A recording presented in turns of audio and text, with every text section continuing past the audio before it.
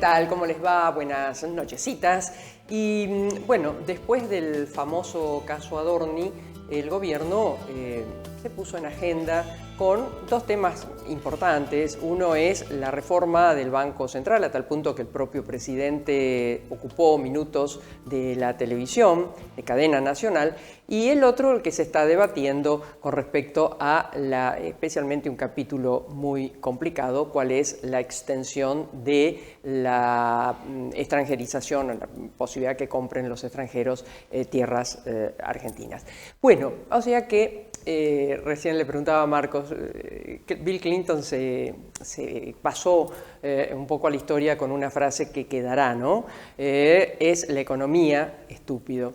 Y de alguna manera la economía manda. Yo particularmente creo que la política manda mucho más, pero la economía para nuestros bolsillos es sustancial. El programa de hoy va a girar en torno a esto. Así que bueno, les cuento, como ustedes saben, que me viste si supieras vida mía, Marcos. Eileen Cobbs de ¿Sí? Dorrego 911 con su WhatsApp 341-5-42-83-48. María tiene un vestido Robert Origen, mangas largas, cuello redondo, corte basé, confeccionado en algodón pima, color off-white y túnica paz corta. Hermosísimo. Ambas piezas están teñidas a mano y forman parte de la nueva cápsula Territorio. Ay, estoy encapsulada. ¿Y estos aretes? Los aros son de María Rosúa. Ay, qué bueno. Bueno, ahora Marcos va a presentar a nuestros invitados. Muy bien, nos visita desde el Zoom está Cristian Módolo, auditor senior en Auditoría General de la Nación, licenciado en Economía y diplomado en Economía Internacional y Finanzas, docente, investigador y especialista en finanzas públicas. Durante 2008 fue subsecretario de Ingresos Públicos de la República Argentina. Ha publicado más de 30 artículos científicos. Y en nuestro estudio está Alejandro Walter Bonalumi, me acabo de enterar de su segundo nombre. Bienvenido, periodista y analista especializado en temas económicos y empresariales. Cuenta con una amplia trayectoria en Rosario, la provincia de Santa Fe, participando activamente en medios gráficos, radiales y televisivos. Especialista en análisis de la coyuntura macroeconómica y de la economía regional, mercado financiero, inflación, políticas públicas, sector agroindustrial y pymes. Bienvenidos.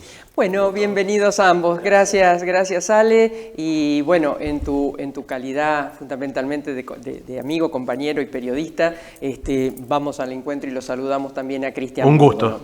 Bueno, Cristian, ¿cómo estás? Gracias por este rato con nosotros.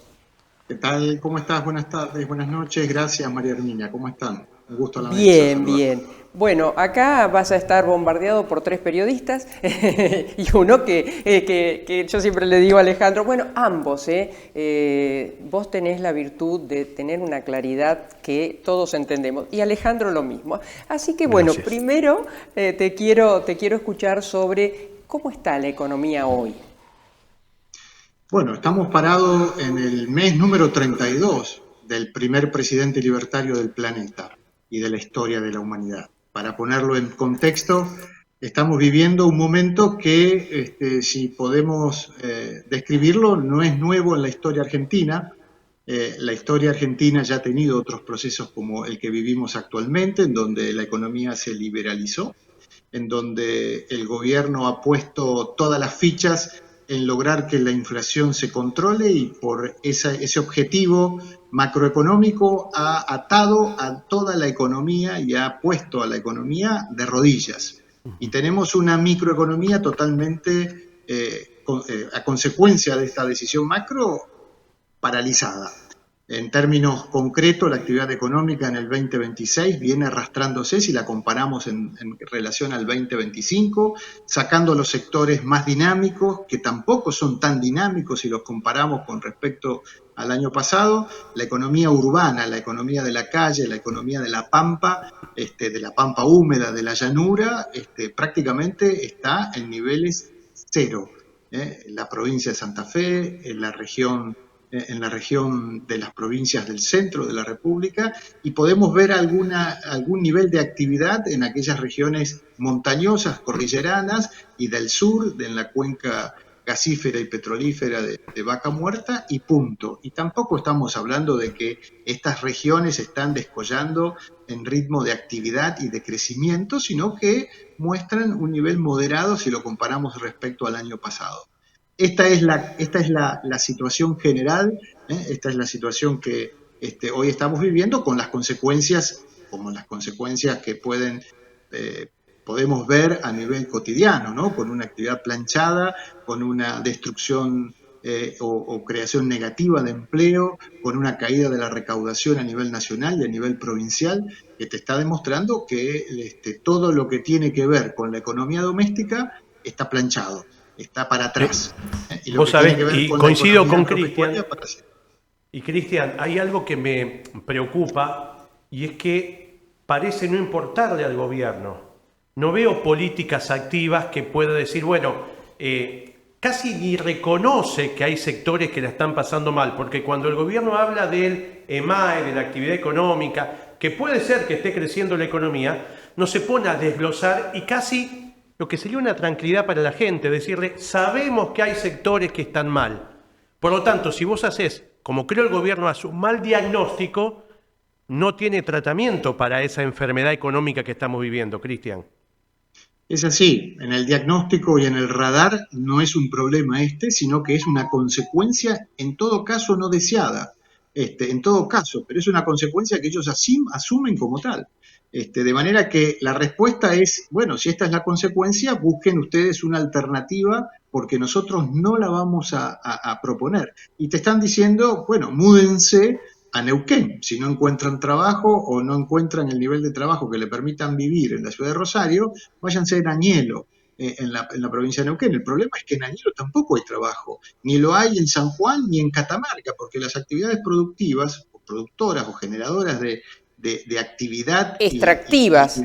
extractivas, extractivas, rentísticas, no de producción de mano de obra, no generan empleo.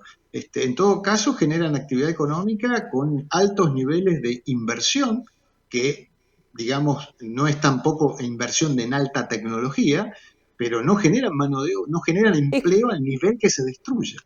Escuché que el empleo que se creó en Neuquén no supera los 3.000, las 3.000 personas, los 3.000 puestos. No sé si ustedes tienen otro dato, pero no es menor, pero no es mayor. Sí, por supuesto.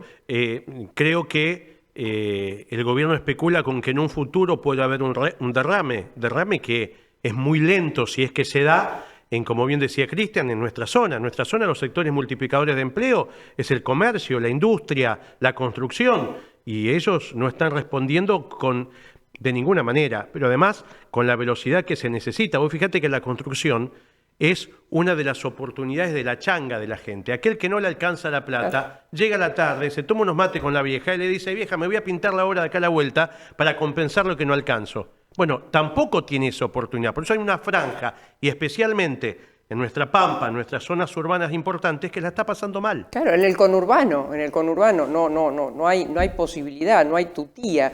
Ahora, la pregunta es, porque se trata de consumo, más allá de que el presidente haya abierto indiscriminadamente nuestras fronteras, si no hay consumo local, por más que venga del exterior, por más que sea a precio dumping, como en algunos casos lo es, no se puede consumir. Si no hay plata en el bolsillo es imposible consumir.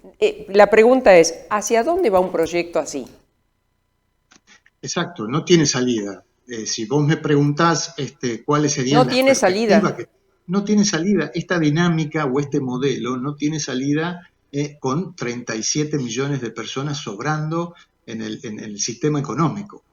Tendrá salida en Australia, donde son 25 millones, o en Canadá, pero no en una estructura productiva como la nuestra. Y no tenés opciones para decirle, bueno, váyanse como fue el ajuste a la portuguesa o a la griega cuando se dieron las crisis en Grecia y en Portugal a principios de siglo, donde emigraron buena parte de la población. Los ajustes en el mundo, cuando se habla alegremente o hay economistas que plantean, bueno, ¿por qué no se mudan o por qué no se van? no son tan sencillos o son decisiones que se pueden tomar y las consecuencias inmediatas. Y nosotros tenemos una estructura productiva muy ligada a la actividad interna. Y permitidme un minuto aclarar, cuando uno habla de que las actividades rentísticas, este modelo es rentístico, claramente, no es porque esté mal el modelo. La Argentina ha tenido momentos en su historia, no tan lejana, en donde la actividad rentística convivía con una actividad interna altamente dinámica y generaba empleo y generaba ingresos y generaba posibilidades de vida, con otro nivel de precios, con otro nivel de dólar, que es lo que hoy te explica por qué en el país de los alimentos comer es tan caro y la gente tiene que gastar más del 50% de sus ingresos en comer.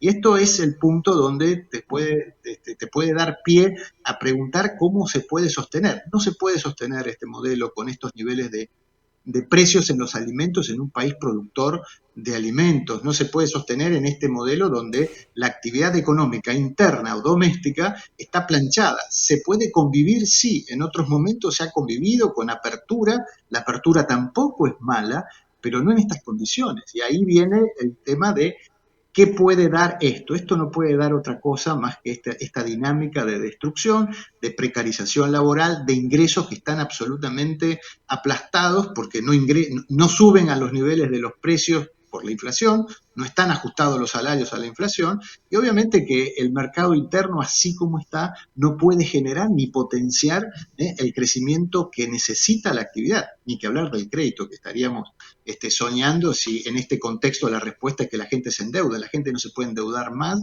y a la vista está cuáles son los problemas que ha tenido en el pasado. La gente, por más que el presidente diga que nadie le pone un revólver a la gente para endeudarse, cuando el hambre, y que lo hay, claro, ¿cuánta gente no llega al 15, al 20? Entonces entra en ese sistema... Un círculo vicioso de la economía. Y coincido con Cristian, pero además, caro los alimentos, caro los servicios. Claro. Y además, pregunto, Cristian, le pregunto a Marcos y a María Herminia, yo estoy de acuerdo con el mercado, el libre mercado, no me gusta cuando el Estado es demasiado invasivo. Perfecto. Ahora, ¿estamos capacitados para que el mercado argentino arregle todo? Y yo me retrotraigo a la liberalización de las prepagas. Me parece que puede ser un camino, pero debe ser un proceso. Hay que cambiar culturalmente muchos sectores de la Argentina para decir que el mercado acomoda todo. Puede ser peligroso, el mercado no tiene sentimientos. Me parece que puede ser peligroso para la sociedad. Así es, nosotros vamos de un extremo al otro. No existe experiencia en el mundo de un mercado que funcione sin ningún tipo de regulación, sin ningún tipo de reglas institucionales que permitan la mutua convivencia. No existe. Pensemos las leyes antimonopólicas. Los mercados tienden a la concentración en su historia, siempre ha sido así.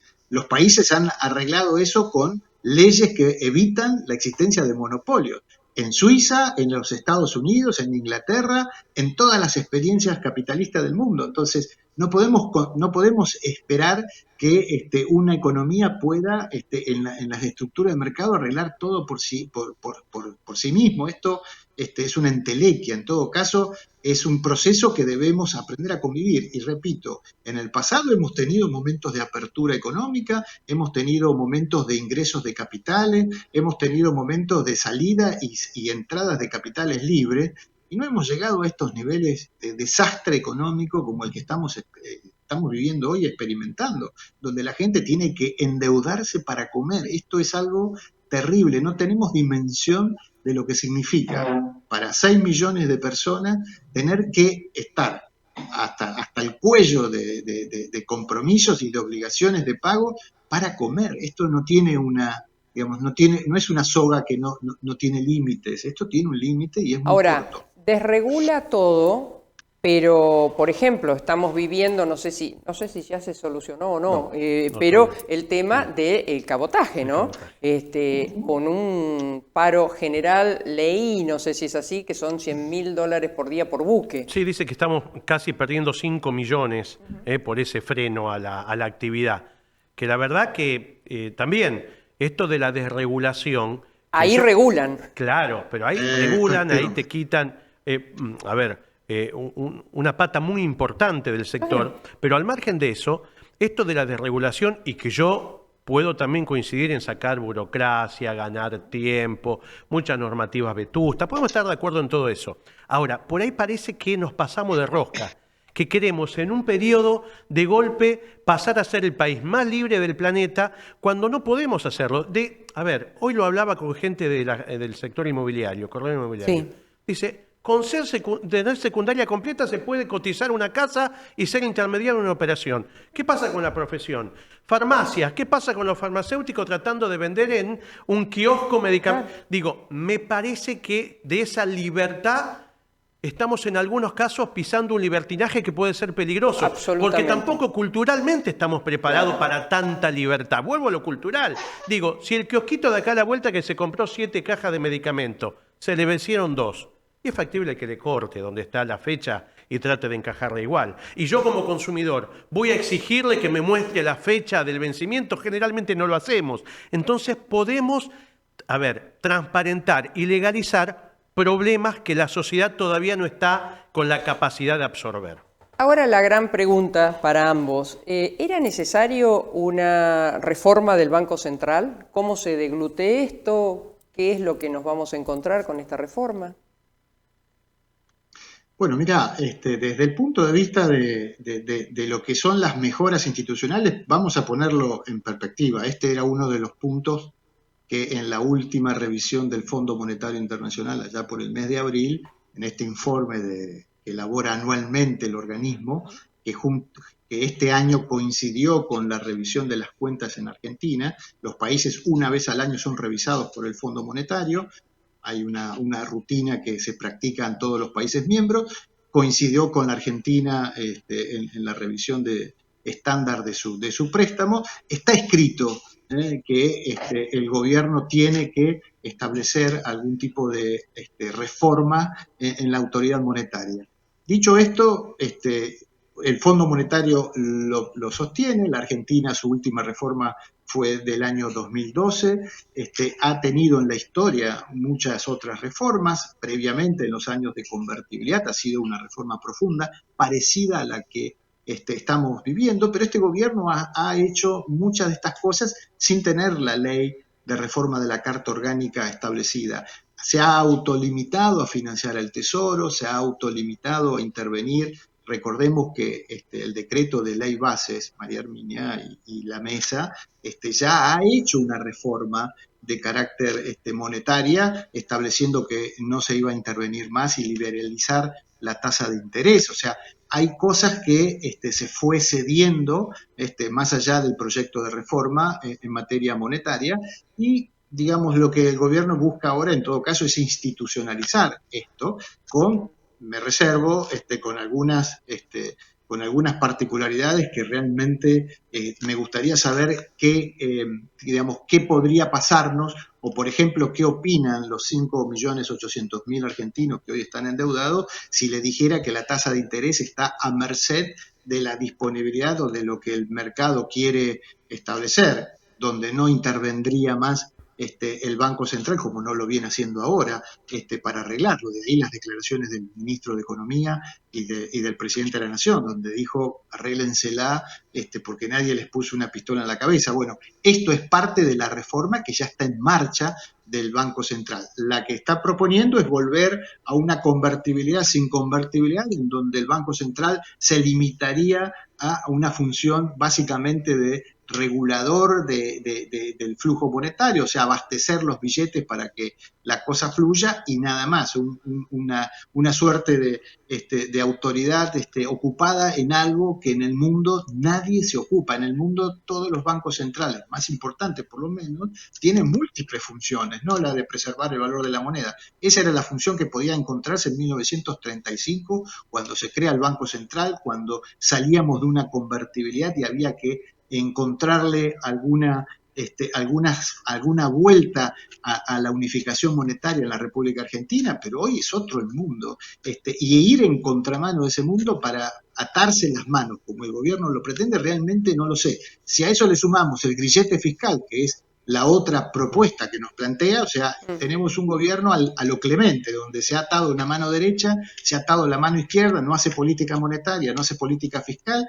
Realmente no sé, en la concepción imaginaria del gobierno, cómo cree que esto puede funcionar o que un país puede funcionar sin Banco Central, porque la reforma es limitar muchísimo su intervención, y sin política fiscal, porque plantea que haya una reforma en la ley de administración financiera, el shutdown y todo lo demás, que es realmente bastante loco pensar de que esto puede funcionar en la práctica ante una situación, una eventualidad como puede ser una crisis meteorológica en el mundo, una gran sequía que nos afecte a nosotros, o una pandemia, o un shock externo en donde no te vamos a tener ni banco ni tesoro para reaccionar. Es realmente bastante descabellado pensar de que esto puede llegar a buen puerto si es que lo logran a plasmar en una ley, ¿no? Bueno, yo creo que hacía falta una reforma de la Carta Orgánica. Por supuesto, habrá que debatirla, evaluarla, como bien dice Cristian, poner sobre la mesa el protagonismo. Este gobierno ya lo había adelantado y no logró dinamitar el Banco Central como proponía en algún momento, porque es imposible, pero sacarle protagonismo a todo lo que tenga que ver con el Estado, de alguna u otra manera. Eso lo sabemos y va camino allí. También pienso, ¿por qué presenta proyectos multitemáticos? Porque, ¿te acordás del decreto 70? Había una cantidad de cosas, proyectos que mete... La Biblia y el calefón. La Biblia y el calefón, ahora Así mete es. reforma del Banco Central, de la Carta Orgánica, seguros, mercado de capitales, el tema de apagar el Estado. Digo, qué complejo que es de entender el perfil político y de estrategia de este gobierno. Y lo que necesitamos es tranquilidad y certidumbre. El tema de las tierras, disculpen que me meta en ese palo, pero digo, puede haber cosas interesantes en el proyecto. Pero ahí mezcló vender a quien se le cante las tierras, con el peligro que ello significa, hasta sacar a alguien que esté ocupando ilegalmente tu casa. Fíjate vos cómo pasamos de la Biblia al calefón con una capacidad notable, y eso lo que genera es más incertidumbre. Quizá buenas medidas, buenas propuestas, la terminan barrando porque mete cosas que solamente a ellos se les ocurre, ¿no? María, en el inicio del programa hablaba de la frase de Clinton, es la economía estúpido, y sabemos que Argentina es el bolsillo, el que define el día 30 de octubre cuando votamos. Bueno, Del 27. ¿creen que puede haber algún plan como para soltar un poco llegadas las elecciones, o el gobierno, que es tan dogmático como antiguos gobiernos, va a mantenerse rajatabla en la suya y bueno, quedar echada a la suerte de lo que decían los electores? Bueno, uno mirando lo que ocurrió el 2025 puede encontrarle algún tipo de presunción de lo que puede, de expectativa de lo que puede ocurrir el próximo año. Ya en el 2025 tuvimos todo un año electoral, comenzó muy tempranamente en algunas provincias y nos llevó prácticamente todo el año en elecciones, y fuimos experimentando el interés de este gobierno en cómo presentarse. Yo diría que fue un mix de pragmatismo. En algunos momentos se pisaron las tarifas para que no perjudicaran los índices de inflación, se pisó el dólar, de hecho se intervino muchísimo para evitar que el dólar fluctúe o se lleve puesto el proceso electoral. Me pregunto quiénes eran los que estaban especulando contra ese peso en aquel momento, porque la gente realmente no era la que intervenía comprando migajas de dólares para desestabilizar el gobierno, pero el gobierno trató muy pragmáticamente de hacer todo lo posible para que eso no se descontrole, pisó las tarifas, pisó los precios de los servicios básicos, pisó el impuesto a los combustibles para que la nafta no tuviese grandes oscilaciones, o sea, mostró cierto pragmatismo llevando pisó la los UH salarios a y niveles... pisó Sí, los sí. salarios y los sigue pisando. O sea, la libertad es para lo que el gobierno quiere. En algunos, claro, exacto. El gobierno, dentro de su caja de herramientas, trata de buscar aquellas que puede, y cuando no le alcanzó, porque vamos a decir, todas estas medidas de paliativos que el año pasado propuso, llegamos 10 días antes de las elecciones con el Tesoro de los Estados Unidos comprando pesos en el mercado argentino para frenar la corrida. Tuvimos 4 corridas el año pasado, y la campaña de terror y de miedo que se generó en torno a eso fue muy desencadenante también para el votante que se acercó a elegir en algunos lados, en algunas provincias, aquellas propuestas de los libertarios. Pero diríamos que fue una mezcla de pragmatismo en la medida y con las herramientas escasas que tuvieron, y fue unas cuotas y una dosis, permítanme, de terror en materia de lo que podía suceder en términos económicos si no se ganaban las elecciones, que también jugó en el último minuto las elecciones. De ahí que las cifras que se obtuvieron no fueron grandes diferencias abismales, porque el contexto económico en el que votaron, hubo 12 elecciones, y el gobierno perdió en 10 elecciones el año pasado. De manera que cuando la gente podía votar libremente, entre comillas, o mostrar cuáles eran sus preferencias a niveles provinciales, no votaban a los libertarios. No votaban Hoy a me los libertarios. llamó Y la este atención, perdón Cristian, es hoy un me punto llamó la atención, leía, creo que en un informe de Sheila Wilker, diciendo que el 76% de la gente cree que el año próximo, aún obviamente votantes de Milei, va a ser peor. O sea, entre las cosas que figura como un elemento, creo, nuevo, es la decepción. Sí, y para la economía esa expectativa es muy malo. La economía tiene un gran componente, Cristian, de expectativa. Si la expectativa es favorable, vos te comportás al respecto. Si no, te contraes. Te contraes, no invertís, no contratás, nada. Y me parece que ese puede ser un problema, ¿no? Como síntesis, Cristian, agradeciéndote tu tiempo, ¿qué nos podés dejar como idea central? Bueno, las expectativas. Los años pares como el que estamos transcurriendo suelen ser, entre comillas, más tranquilos que los impares en Argentina, porque los impares siempre coinciden con elecciones. El próximo año vamos a tener un año electoral. Y dentro de los años pares, diríamos que los primeros semestres son los mejores. O sea, lo que vimos este año ya pasó, lo estamos viendo en el espejo retrovisor. Lo que tenemos de acá hacia adelante en los próximos meses es remar en este dulce de leche que significa la Argentina. Esperando ¿Con aumento de inflación?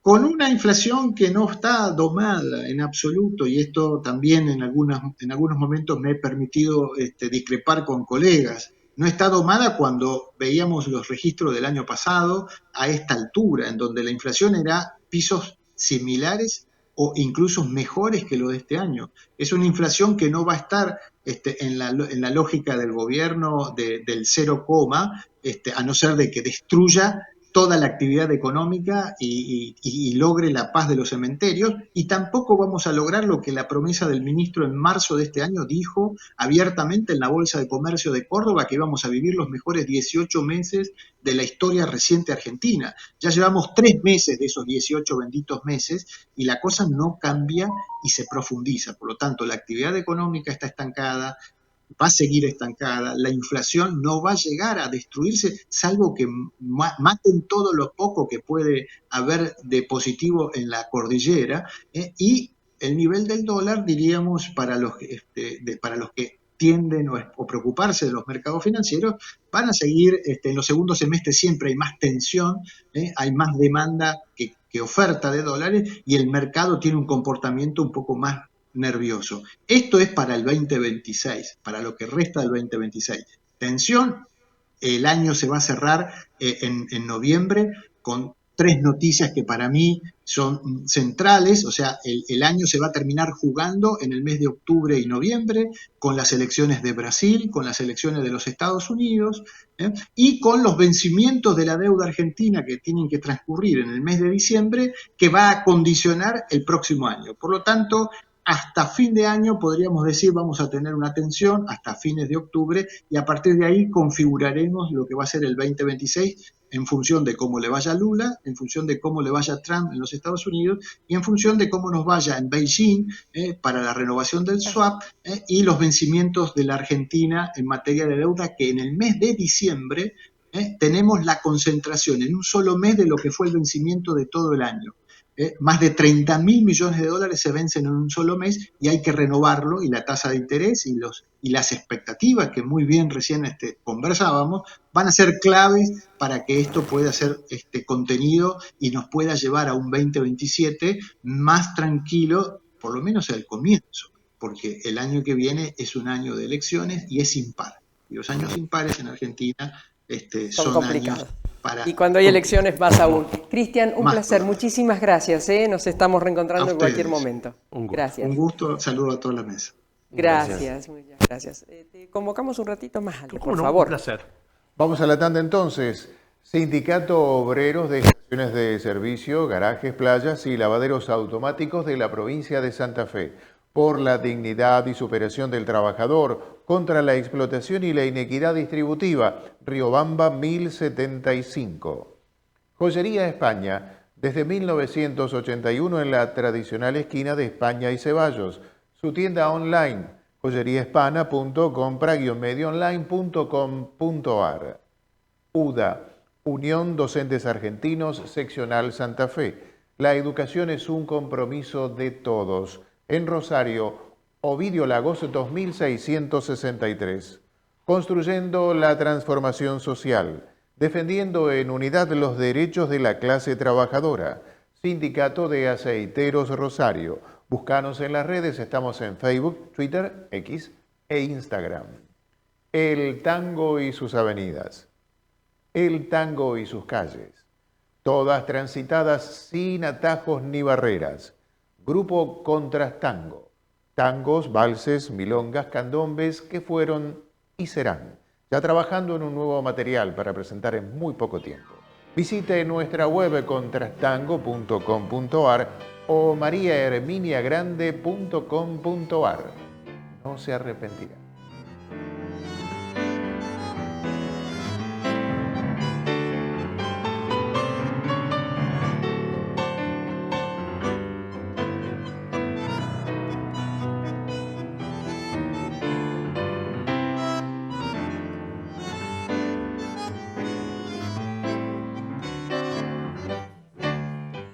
Atilra es artífice de un proyecto solidario, colectivo y social.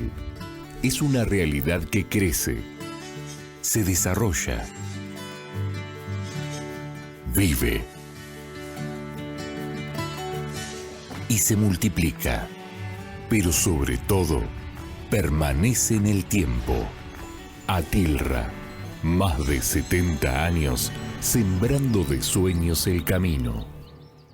Somos crecimiento, somos impulso, somos protagonistas de la historia de nuestro país. Somos Puerto, una ciudad donde se forja nuestra cultura, donde celebramos nuestros logros con pasión y orgullo. Aquí, la historia se entrelaza con el presente, la tradición con la innovación y el crecimiento con nuestra esencia. Puerto General San Martín, construyendo día a día los cimientos de nuestra identidad. ¿Fuiste vos? No. ¿Sabés quién fue? Toma el mío. ¿Y vos? Tengo otro. No entramos en ese juego. Decile no a la violencia. Consejo Municipal de Rosario. Rompe el círculo. Con nuestro plan de protección de los ingresos, empezás a pagar a los 60 días con una tasa 3 veces más baja y hasta 60 cuotas. Inscribite ahora en ID Ciudadana a través de nuestra web. Banco Santa Fe. Acá, para vos. Toda la vida Sport. Feliz Día del Niño. De alma y de corazón. Sport 78. Rosarino por deporte. Realizamos una inversión histórica en obras bajo tierra para mejorar la calidad de los servicios de la ciudad. La municipalidad, junto a la provincia, Aguas Santafesinas y EPE, trabajamos en la renovación de caños de 130 años de antigüedad, obras de energía eléctrica en media y baja tensión, desagües cloacales y desagües pluviales. Habrá intervenciones de veredas, reducciones de calzadas, cortes parciales y desvíos de tránsito y transporte público. Disculpa las molestias. Son intervenciones que molestan mientras duran, pero que después quedan ocultas para siempre, solucionando problemas estructurales en los servicios. Municipalidad de Rosario, Provincia de Santa Fe.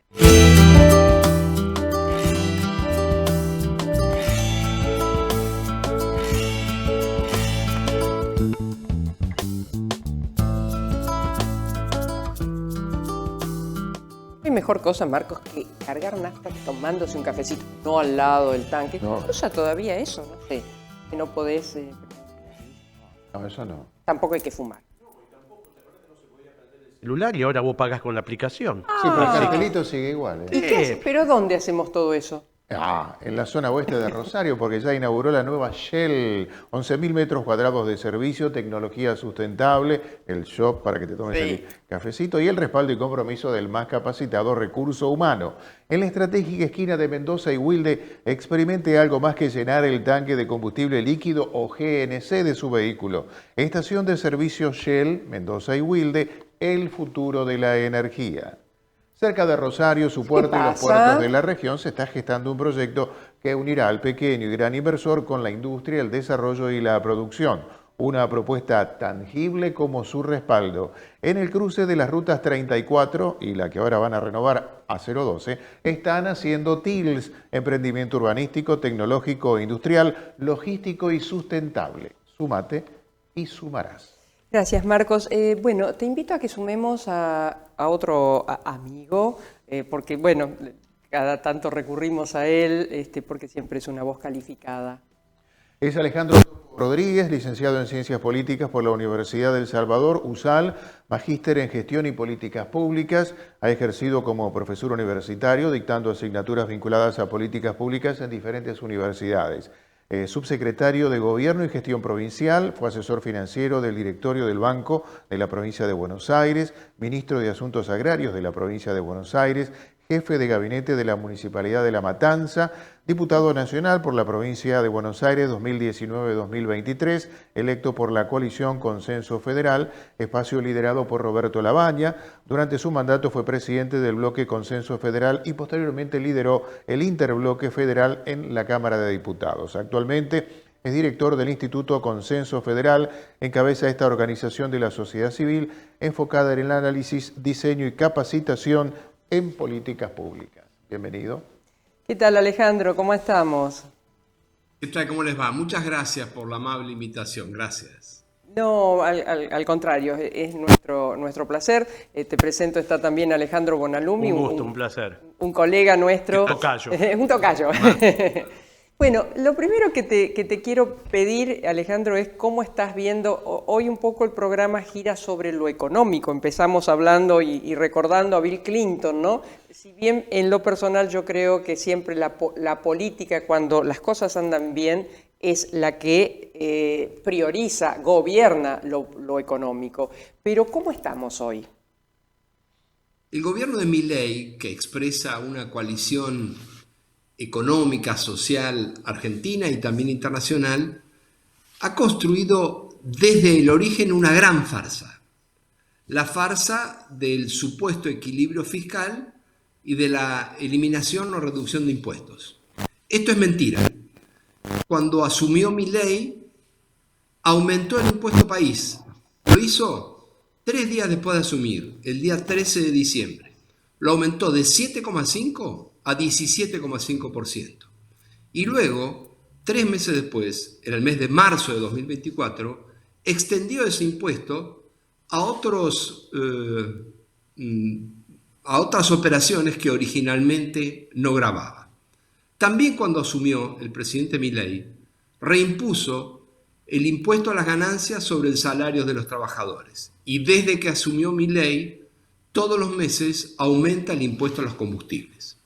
Pero particularmente grave es, y esto llama la atención que no esté analizado, ni siquiera mencionado, que el presidente Milei cobró entre el 1 de enero de 2024 y el 22 de diciembre de 2024 el impuesto país, al que aumentó, sin tener la autorización de una ley del Congreso de la Nación. Solo por ese impuesto país que cobró sin la autorización del Congreso de la Nación, el gobierno recaudó 6.800 millones de dólares en 2024. Al mismo tiempo, destrozó, como nunca en la historia argentina, la inversión en gastos de capital. La redujo 74% en términos reales comparado con 2023. Fulminó a las provincias, les recortó en términos reales 76% la ejecución de las transferencias. Y realmente quebró a las universidades, redujo las transferencias a las universidades en un 25% solo el primer año. Consecuencia de este atentado fiscal que construyó Milei, un gobierno que aumentó brutalmente impuestos y redujo brutalmente la inversión en aspectos esenciales de la vida pública, de las provincias, de la infraestructura federal, de la educación universitaria, obtuvo en 2024 un superávit financiero de 1.900 millones de dólares. Pero había obtenido 6.800 millones de dólares de recaudación del impuesto país que no estaba autorizado por el Congreso a cobrar. El año 2025 tuvo también una política, ya no con impuesto país, tuvo una política de ajuste también en gastos de capital, en universidades. Apareció a partir del año 2025 un recorte brutal de transferencias al PAMI que se mantiene durante 2026, siguió cortando fondos a las provincias y siguió cortando también la inversión en gastos de capital. De manera que este gobierno recaudó más por aumento de impuestos que lo que redujo el gasto, o por lo menos que lo que tuvo en términos de superávit en la suma del año 2024-2025. Por eso, hoy vemos los efectos. ¿Cuáles son los efectos de este modelo económico? Los efectos de este modelo económico es que se sostiene la capacidad instalada ociosa de la industria argentina. En el caso de la industria automotriz es un poquitito más alta que el 45%. En la metalmecánica llega solo la capacidad ocupada. En la capacidad ocupada de la metalmecánica llega al 39% y cae de manera vertiginosa y no levanta la inversión. Este es un gobierno que destruye inversión. No lo digo yo, lo dicen los datos del INDEC. La formación bruta de capital fijo, que es el indicador de inversión que toma el INDEC, se redujo en la última medición interanual 11,6%. Y esto tiene un correlato con la realidad, la que vemos todos los días, que cerraron, o mejor dicho, hay un cierre neto de empresas de alrededor de 25.000 empresas, la mayoría pymes en todo el país. Y se destruye trabajo registrado en Rosario, en Santa Fe, en Córdoba, en el Gran Buenos Aires. De manera que lo que ha construido Milei es una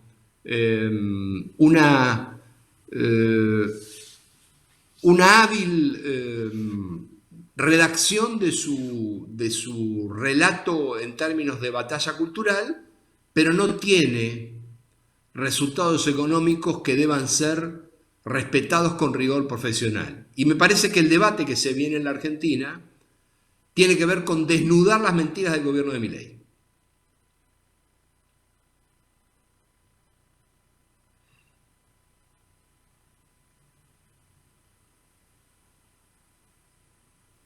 En otro momento quizá vos tenías un proyecto del otro lado, tenías una figura, quizá todavía hay tiempo, falta mucho, pero que la gente, no digo que acepta este modelo por ese motivo, los que lo aceptan, creo que un 26% por la última encuesta que vi lo votaría Milei, un número muy bajo, pero que claramente la gente se ve acéfala de propuestas alternativas a este modelo. Modelo que, como bien escuchamos, es muy doloroso, mucha gente en la calle, empresas que se caen, que no se pueden recuperar, falta de expectativa que decíamos antes, y ante esa situación tampoco tenemos nada que hoy nos incentive, por lo menos a tener una mirada distinta. Ojalá llegue. Necesitamos, más allá de ideologías y más allá de lo que quiera cada uno de nosotros, para un país es importante tener dos escenarios bien marcados. Y mucha gente que no quiere volver a aquellos que se vivió, mucha gente que confió en esto y está arrepentida, creo que 1 de cada 3 está arrepentido de haber votado este modelo, pero insisto, es clave para el país generar una expectativa que tampoco veo del otro lado. Alejandro es un hombre de la política. ¿Qué decís a esto? Son observaciones muy pertinentes y con las que coincido. Simplemente me permito compartir con ustedes una reflexión para el intercambio. Y es la sospecha de que quizás estamos hablando de dimensiones que no van al mismo tiempo. Ustedes lo recuerdan, seguramente, que en abril de 2019, es decir, el año de la elección, el expresidente Alberto Fernández pensaba ser embajador en Madrid. Sí. En enero de 2015, año de la elección, el expresidente Macri medía 5% en las encuestas. Y al último presidente, Javier Milei, también. Nadie lo vio venir hasta poco tiempo antes. Es decir, que pareciera ser que los últimos 3 presidentes de la Argentina se eligieron en los metros finales. Eso no es excusa. Y a mí me parece que distintas fuerzas políticas, y aquí comienzo con la autocrítica, a la que yo pertenezco, el Partido Justicialista, no tienen la obligación de exponer hoy candidatos, porque además sería obsceno, pero sí de tener consistencia en las propuestas. Yo me pregunto, ¿por qué el Partido Justicialista Nacional y de mi provincia, de la provincia de Buenos Aires, no puedo hablar de otras provincias, no hace un seguimiento diario de las políticas sustantivas de Milei y plantea alternativas y críticas? Bueno, como sí lo hace el instituto que vos presidís. Realmente es admirable el Instituto Consenso Federal con datos, con estadísticas, con con claridad, claro, sería eso, avanza sobre el porqué de lo que cree que no corresponde. Esto que son esfuerzos que no tienen nada de extraño o de significativo para ser destacado, porque quienes queremos participar del debate público, lo mínimo que tenemos que hacer es formarnos y hacer un seguimiento con datos siempre rigurosos, oficiales y objetivos, debería ser el esfuerzo de las fuerzas partidarias. Y yo hago la autocrítica respecto del justicialismo. Peor aún, no puede ser que la sociedad argentina escuche que un peronista a la mañana dice que hay que combatir a China y el otro peronista a la mañana dice que hay que expropiar todo. Bueno, evidentemente uno hay una tiende falta a pensar de racionalidad. Bueno, intentamos hacer análisis político, estamos tentados a pensar que qué lindo juego que le hacen a Milei, ¿no? Claro. Por eso, entonces yo coincido en que hoy no hay una propuesta. Tengo la impresión de que no es el momento social de construir una propuesta ni candidatura, sería casi hasta obsceno, pero eso no releva a un sector de la política argentina de su responsabilidad de tener seguimiento de políticas y al menos planteos consistentes en cada una de las áreas de política pública sobre las cuales está trabajando el gobierno. Ahora, en las últimas horas se habló de expropiaciones. Yo me pregunto, ¿saben los que plantearon la alternativa de expropiaciones que expropiar es pagar al expropiado? Yo recuerdo el triste caso del intento de expropiación de Vicentín. Bueno, allí, para expropiar Vicentín, el proyecto de ley, que creo que nadie lo analizó, decía que la Argentina podía endeudarse en el mercado financiero externo en 1.500 millones de dólares. Entonces, quienes hoy plantean expropiación, creo que no tienen conciencia de que hay que pagar cuando uno expropia. Y Argentina lo que necesita es poner recursos, no en expropiaciones, en poner a andar la capacidad ociosa de la pequeña y mediana industria de la Argentina, en generar las condiciones para reactivar el crédito, en fortalecer tecnológicamente y en materia de infraestructura las cooperativas a lo largo y a lo ancho del país. Para eso hay que usar los recursos, no para darle a un propietario, a 2 o 3, a los que uno va a expropiar. Por eso me parece que hay un discurso algo extraviado de algunos de mis compañeros del peronismo y son cosas que tenemos que ir discutiendo, por supuesto. Hace un ratito estaba también por Zoom como vos, compartió con nosotros la mesa Cristian Módolo. Bueno, el economista estuvo con actividades especialistas en el tema financiero y demás, y en un momento dijo que este proyecto, el del presidente Milei, termina mal, no va.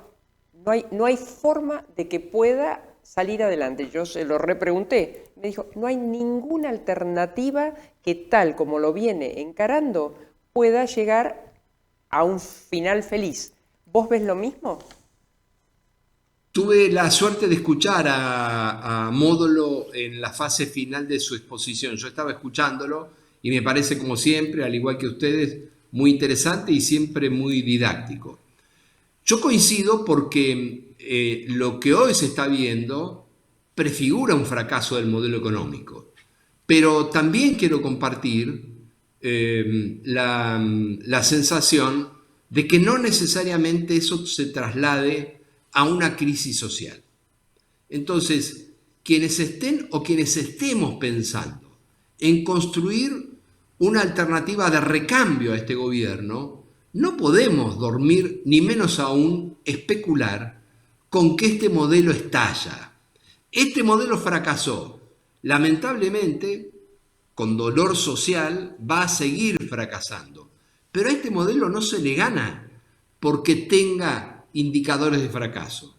Se le gana porque se construye una alternativa superadora. Sino, como bien planteaba Alejandro recién, la comparación con el pasado inmediato es la que va a ganar. Ya nos pasó en varios momentos de la historia argentina. Así que coincido con Módolo en el sentido de que este modelo termina mal, y le agrego, por fuera de lo que él dice, y no es contradictorio, que hay que construir, se necesita construir un modelo de salida razonable, equilibrado, armonioso, lo menos traumático posible para superar este modelo fracasado que no va a terminar, no queremos que termine en crisis social.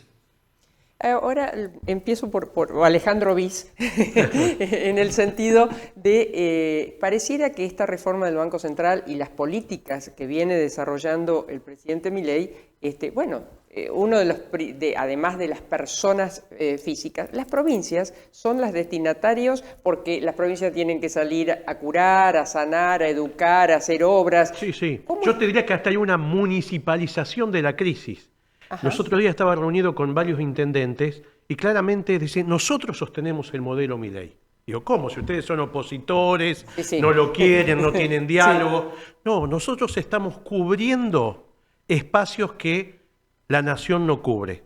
Cuando la gente se queda sin trabajo, nos viene a golpear la puerta a nosotros, los jubilados, si no le alcanza algún medicamento, viene.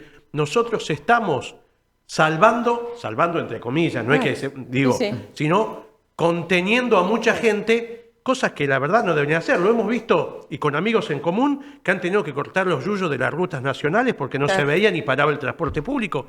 Fíjate vos cómo se derramó esa responsabilidad, ¿no? Alejandro, 2. Cuando alguien tiene la función de ejercer la vocación o sus funciones de servicio público en el Estado Nacional, tiene una gran ventaja, que es que maneja 100% su agenda y atiende expedientes. Por lo tanto, llega a estar físicamente con alguien si uno le concedió una audiencia, si no, no. Cuando alguien trabaja en el servicio público en una provincia, va al lugar de la provincia que elige ir, a tal o cual región o departamento. Cuando alguien ejerce la vocación de servicio público en una municipalidad, no maneja su agenda. Las personas llegan al hall de la municipalidad o al propio despacho. Por eso, lo que dice Alejandro es perfectamente cierto. En momentos de crisis, no puede haber shutdown de los municipios en la Argentina. Al contrario, se exige mucho más aquella ventanilla que obligatoriamente siempre está abierta. Por eso, hay que tomar conciencia de que la amenaza del cierre de la administración con la que está jugueteando Milei es una nueva vuelta de tuerca de ajuste y castigo a las provincias y a los municipios. Alejandro, muchísimas gracias a los dos. En este caso, nosotros estamos terminando el programa y nos despedimos hasta la próxima semana. Así es, nos dirigió Azul Altuna y la coordinación y producción, como siempre, de Liliana Dalbosco. Muchas gracias, hasta el martes que viene.